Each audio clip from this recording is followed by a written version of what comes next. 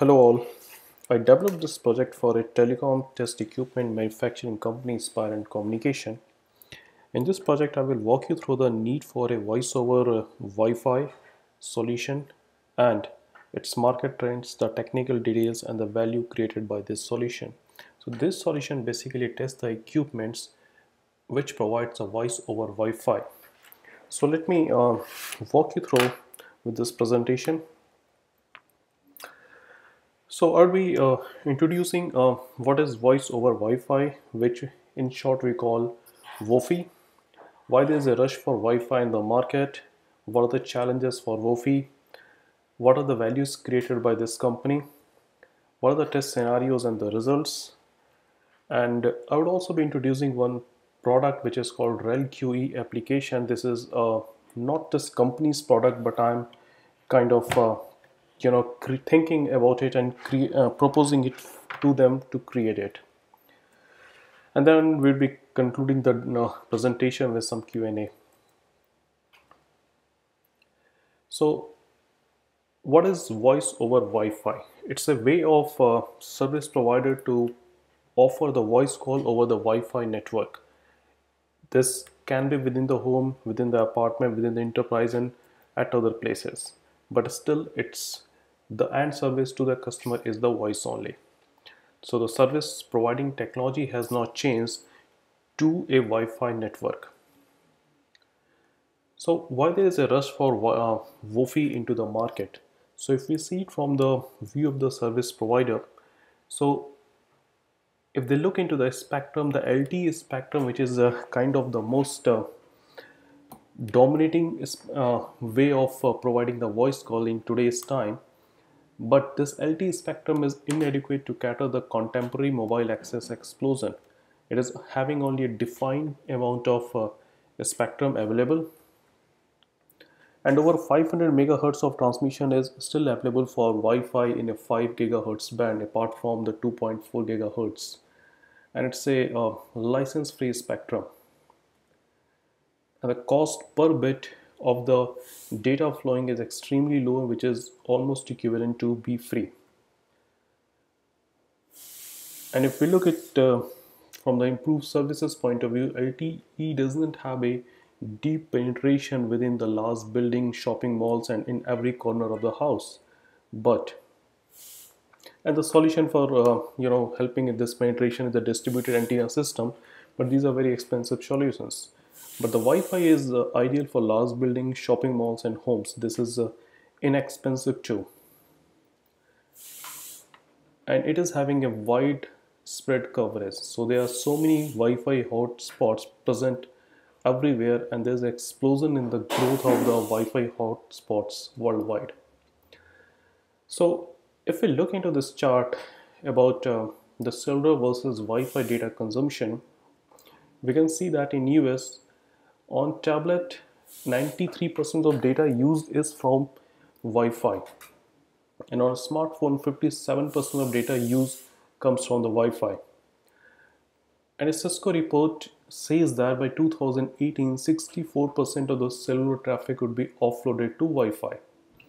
So if we look into the Wi-Fi deployment detail, in 2013 it started with the T-Mobile, and you can see in the rightmost corner that by 2015 there are so many companies, all big names are involved into this. So why there is a rush for Wi-Fi? So in 2014 it was like 140 people per hotspot. By 2018 this number would be like 20 people per hotspot. So there is a growth in 1184% from 2013. And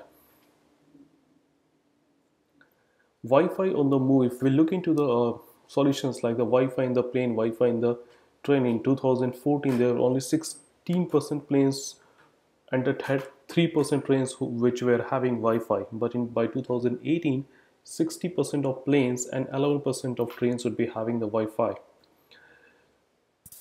Total number of the Wi-Fi spots in US would be 32 million, while in the worldwide would be 325 million. By 2040, Comcast installed over 8 million hotspots and other are expected to follow. By 2014, France was the leading, but by 2018, US will lead, followed by the France and the China in terms of the Wi-Fi hotspots. And there are various technologies which are also enabler for the development of voice over Wi-Fi kind of solution. For example, the development of 802.11 AC Wave 2, it provides a 7 gigabit of the throughput. It uses advanced modulation techniques like 256 QAM. It has support for the multiple user MIMO. And if we look for the challenges with Wi-Fi, so there's a quality of experience challenge. So we all know that the user experience matter. So deciding that the algorithm which is to be used for offloading from LTE to Wi-Fi, and when and why to switch a call to Wi-Fi, to and from Wi-Fi, and when to switch back. So it can be done upon the service upgrade request from the UE, a better signal quality, which is the high signal strength, but it may not be necessary that Wi-Fi is ready for a good data traffic. If we look for the IP layer challenges, the best effort delivery, the Wi-Fi is best upon the best effort delivery and may not be the best for the real-time voice packet delivery. So this is a significant challenge.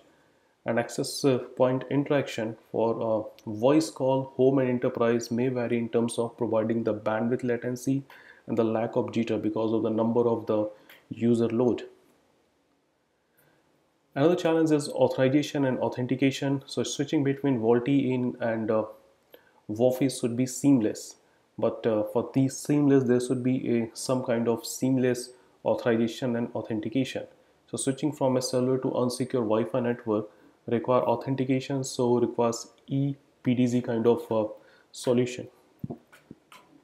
Apparent value creation in the Wi-Fi lab test solution. So there are various players which are into this field, but Transparent is having certain value creation. So it measures what is actually required and what actually matters. It has a service-centric approach. It compares with all alternatives for all scenario. And in the end, it remains realistic. So what does measure what actually matters means? It means that it makes the objective assessment of the user experience. It measures the quality and the consistency of the service. Key user experience matrices like the call connection success, the low call setup time, the speech quality, the audio delay, the battery life. And taking service-centric approach, that means it evaluates the services across all network connection which consumer will use. It evaluates all the leading commercial devices. It compare with the alternatives. So Wi-Fi user experience is compared against the alternatives such as the VoLTE. It compares across all key factors of user experience. Since competitive evolves, so it repeats the comparison periodically. And remains realistic means the device and the services are measured in conditions which accurately replicate the real world conditions. So evaluations are done under unload as well as highly loaded conditions. Evaluations are done for single and multiple user conditions. So if we look into what is the solution and the test configuration from this company, so the solution comprises of the wireless test station, which is called WTS122 network emulator, and it supports the LTE and the Wi-Fi radio interface. A ProLab testing suite provides a configurable IMS score. It has various voice codec for speech encoding and a Nomad audio quality measurement system. It measures the audio quality for both uplink and downlink for VoLTE and Wi-Fi. So if we look for a typical offload test scenario, so VoLTE call between two UE or UE and device under test, and the software-based IMS agent is set up.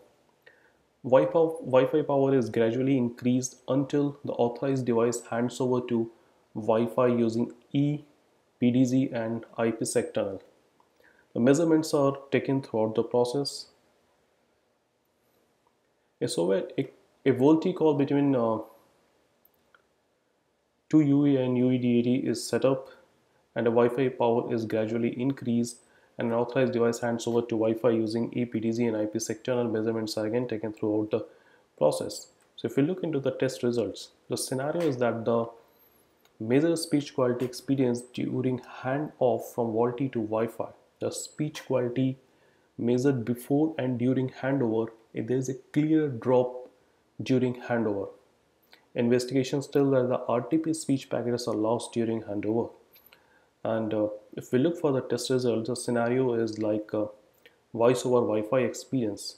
So over 1,500 Wi-Fi calls made in the multiple locations, and two scenarios like Wi-Fi to Wi-Fi and Wi-Fi to 3G mobile. So we can clearly see from this result that Wi-Fi to Wi-Fi has more reliability in comparison to Wi-Fi to mobile. And the Wi-Fi to Wi-Fi has a faster call setup in comparison to Wi-Fi to mobile.